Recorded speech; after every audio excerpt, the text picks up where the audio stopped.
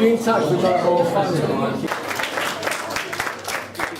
Good afternoon, ladies and gentlemen. Boys and girls, I should also say. Can you hear me down at the bottom? Yeah. You can? Excellent. First of all, I'd like to thank all of you for attending and witnessing the marriage of Julia to Adam. I think that's an essential thing for all to be here for today. But before you all get comfortable after the nice meal, I have some bad news. And the bad news is that I've been writing, rewriting, I've edited and re-edited this speech, and I could only get it down to 1 hour and 16 minutes. Just inform me before I start that I only have to talk about Julia's good points. So that means it will last about 5 minutes. I'm going to say that Julia looked absolutely superb today in the church.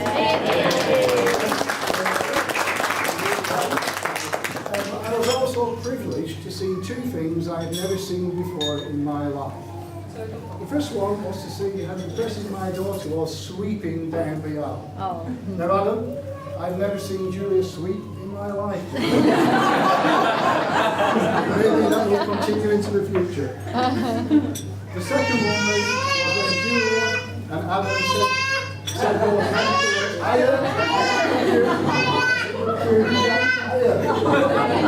the second one was when my daughter, or our daughter, I should say, said those magical words with Adam, I do. Now, I've never known Julia agree to anything so simply. Seriously, in the church, I thought the church was fantastic. It was really impressive. In fact, it went better than I can ever imagine.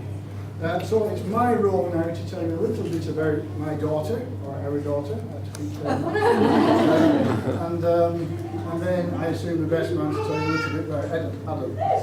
So, I'd like you all to imagine, first of all, or particularly Adam now. Adam, like most men, will one day wish to arrive home with his wife Julia to have a pint in hand and his meal on the table. Okay, so he can sit down, play a computer game, strum on his guitar, or watch television. I'd like to say, Adam, if you believe that, you're in the land of the zombies. I'd like to explain to you a little bit about Julia's character as to why that can't possibly happen. Or it may happen. We never know. Julia was born on the 8th of July 1982. It was 2 weeks after the cessation of the Falklands War. We had a very powerful woman in charge called Margaret Thatcher, or the Iron Lady. She kind of changed the tone of women for possibly the future. So Julia was brought up against a background where women were becoming more independent. Okay, this is my belief. And she has certain characteristics which may have been enhanced by that particular background. At the age of 10, Julia was on her first outward bound course, abseiling and canoeing off South Wales. Okay. At the age of 14, we put her on a plane on her own and sent her to Belgium to stay with people she had never met and we had never met and whose language she could not speak. And that turned out eventually to be a strong long-term relationship. And Julia has requested that Luke and Monique Van Nest on table 1 over there.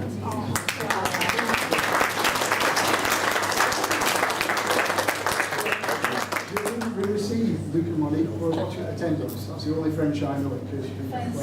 At the age of 16, Julia was camping, abseiling and canoeing again, this time in the French Alps, which was again another area of interest. At the age of 18, she went on a proper outward bound course in the Lake District to build her character for the future. Okay, that was another experience which I think she liked. So Julia's got a particular toughness and independence of attitude.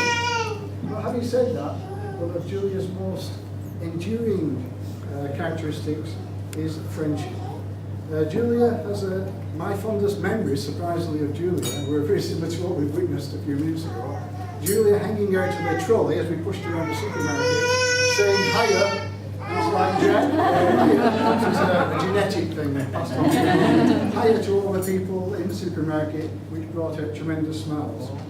So, one of Julia's earliest requirements was friends and friendship.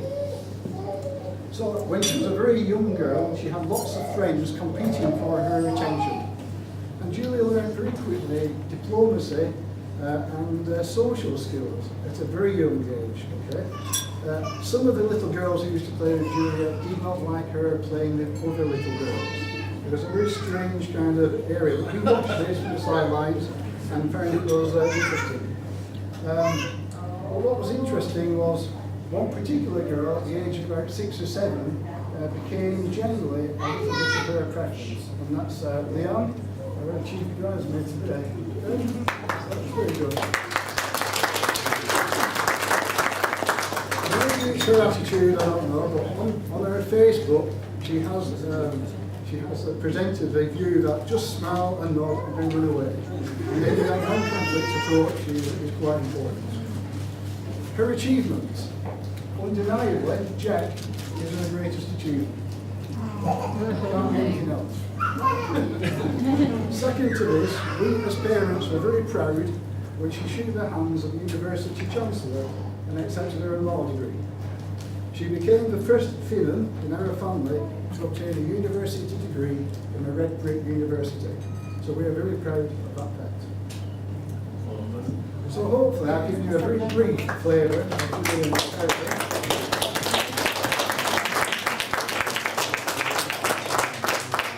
Although I'm not here to talk about the groom, I think it would be nice to use, quote, Confucius as to how they may have met. Confucius says, "Man who sinks into woman's eyes soon has his arms in woman's sink." Now, nothing could be more true of Adam, my new son-in-law, who I welcome to the family, and I hope that one day's plumbing skills will be put to produce in my sink. Okay. Before I propose the toast and hand over to my colleague Adam, I'd like to just get the bride and bridegroom to say one simple phrase which I think is the reason for a successful marriage in the future.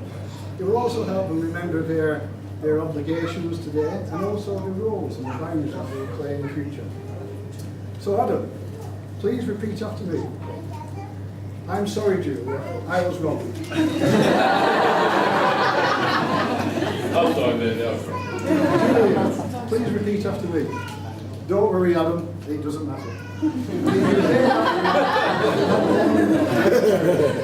Please be upstanding.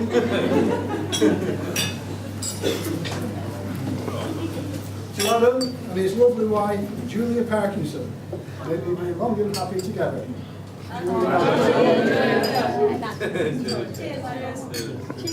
I may finish just by inviting the best man, Adam, to say a few words about the groom.